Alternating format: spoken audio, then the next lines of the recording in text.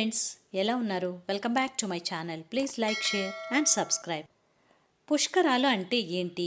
అసలు పుష్కరాలు ఎందుకు వస్తాయి? వాటికి ఎందుకంత ప్రాముఖ్యం అనే విషయాలు ఈ వీడియోలో తెలుసుకుందాం. సమస్త ప్రాణకోటి మనుగడకు ఆధారం జలం. జలం పుట్టిన తర్వాతే జీవకోటి పుట్టిందని చెప్తారు. అలాంటి నీళ్లకు దేవతా రూపాలనిచ్చి తల్లిగా ఆరాధించటం హిందూ సాంప్రదాయం. ఆ నదులకు ప్రత్యేకత కల్పించి ఋషులు, మహర్షులు పుష్కరాలు ఏర్పాటు చేశారు. బృహస్పతి ఒక్కొక్క రాశిలో ప్రవేశిస్తున్నప్పుడు ఒక్కొక్క నదికి పుష్కరాలుగా నిర్ధారించారు. బృహస్పతి మిథున రాశిలో ప్రవేశిస్తున్న సందర్భంలో పవిత్ర సరస్వతి నదికి పుష్కరాలు వస్తున్నాయి. మన హైందవ ధర్మంలో ప్రతి నదికి ఒక ప్రత్యేకత ఉంది. నదులు అన్నిటినీ దేవతగా పరిగణించి పూజించే సాంప్రదాయం హైందవ సాంప్రదాయం. హిందువులు స్నానం చేసే సమయంలో గంగేచ యమునే చైవ గోదావరి సరస్వతి నర్మదే సింధు కావేరి జలేస్మిన్ సన్నిధిం కురు అనే శ్లోకాన్ని చదువుతూ నదీమ తల్లులను స్మరిస్తూ ఉంటారు. దీని ద్వారా నదులకు భారతీయులిచ్చిన ప్రాముఖ్యత తెలుస్తుంది. పుష్కర రాజు బృహస్పతి ప్రవేశించే రాశిని అనుసరించి ఒక్కొక్క నదికి పుష్కరాలు మొదలవుతాయి.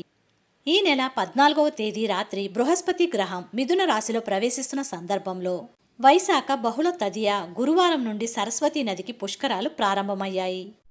పుష్కర కాలం హిందువులకు చాలా పవిత్రమైనదిగా పరిగణిస్తారు. ఈ సమయంలో నదిలో స్నానం చేయడం వల్ల సమస్త పాపాలు తొలగిపోతాయని, జనన మరణ చక్రం నుండి విముక్తి లభిస్తుందని నమ్ముతారు. పితృదేవతలకు పిండ ప్రదానాలు చేయటం, తర్పణాలు వదలడం, దాన ధర్మాలు చేయడం వంటి ఆచారాలను ఆచరించటం ద్వారా మన పూర్వీకులను ప్రార్థించడానికి, గౌరవించడానికి మంచి సమయంగా భావిస్తారు. గంగా యమున సంగమం వద్ద సరస్వతి నదిని అంతర్వాహినిగా ఉంది. గంగా యమున సంగమం వద్ద సరస్వతి నది అంతర్వాహినిగా ఉంది. దీనినే త్రివేణి సంగమంగా పరిగణిస్తారు. వేదాలలో, పురాణాలలో, ఇతిహాసాలలో సరస్వతి నది ప్రస్తావన ఉంది. విద్యలకు అధిదేవత సరస్వతి శాపవశాత్తు నదిగా మారిందని కథలు కూడా ఉన్నాయి. బ్రహ్మాండ పురాణ కథ ప్రకారం ఈశ్వరుని యొక్క ఆది అంతాలను కనుగొనాలన్న బ్రహ్మదేవుడి సంకల్పం ఫలించలేదు. కానీ పరమేశ్వరుని తుది కనుగొన్నట్టుగా విధాత శివునితోనే అసత్యం చెప్పడంతో మహాదేవుడు ఆగ్రహించి బ్రహ్మవాక్కైన సరస్వతిని నదిగా మారిపోవాలని శపించాడట. అలా సరస్వతి నది హిమాలయాల్లో శివాలిక్ పర్వతాల్లో పుట్టిందని, బ్రహ్మ సరస్సు లేదా బద్రికాశ్రమంలో పుట్టిందని పురాణాలు చెప్తున్నాయి. సరస్వతి నది మన భారతదేశంలోని ఉత్తరాఖండ్ రాష్ట్రంలో చమేలి జిల్లాలో గల పవిత్ర బద్రీనాథ్ క్షేత్రమునకు ఉత్తర భాగంలో 5 కిలోమీటర్ల దూరంలో మానా గ్రామం వద్ద హిమాలయాల్లో శివాలిక్ పర్వత ప్రాంతంలో కొండ శిలల మధ్య నుండి భయంకరమైన శబ్దంతో ఉవ్వెత్తు అలలతో ఉద్భవించినది అని పురాణాలు చెప్తాయి. ఈ ప్రాంతంలో వ్యాసగుహ, గణపతి గుహలు కలవు. ఇక్కడ వేదవ్యాసుడు చెప్పగా గణపతి అష్టాదశ పురాణాలు రాశాడని ప్రతీతి. పాండవులు మహాప్రస్థానం చేయుచు సరస్వతీ నది తీరమునకు వచ్చి సరస్వతీ నదిని దాటుటకు వీలు కాకపోయేసరికి భీముడు ఒక పెద్ద బండరాయిని వంతెనగా వేశాడని చెప్తారు. ఈ ప్రాంత సమీపంలోనే పాండవులు తమ దేహాల్ని విడిచారని మహాభారతం చెప్తుంది. ఒకప్పుడు భారతావనిలో పెద్ద నదిగా ప్రవహించిన సరస్వతీ నది ఇప్పుడు అదృశ్య అంతర్వాహినిగా సాగుతుంది. కురుక్షేత్రం సమీపంలోని విశాసన అనే చోట అంతర్ధానమైందని చెప్తారు. సరస్వతీ నది మానా గ్రామం నుంచి 5 కిలోమీటర్ల దూరం ప్రయాణించి అలకానందలో కలుస్తుంది. ఆ ప్రదేశాన్ని కేశవ ప్రయాగ అంటారు. ఆ తరువాత అలహాబాద్ వద్ద గంగా యమునలతో కలుస్తూ అక్కడ అంతర్వాహినిగా ప్రవహిస్తుంది. ఈ నదీ ప్రాంత సమీపంలో గర్గర్ నది వంటి ఉపనదులు ప్రవహిస్తూ ఉండగా వాటిని స్థానికులు సరస్వతి పేరుతో వ్యవహరిస్తుంటారు.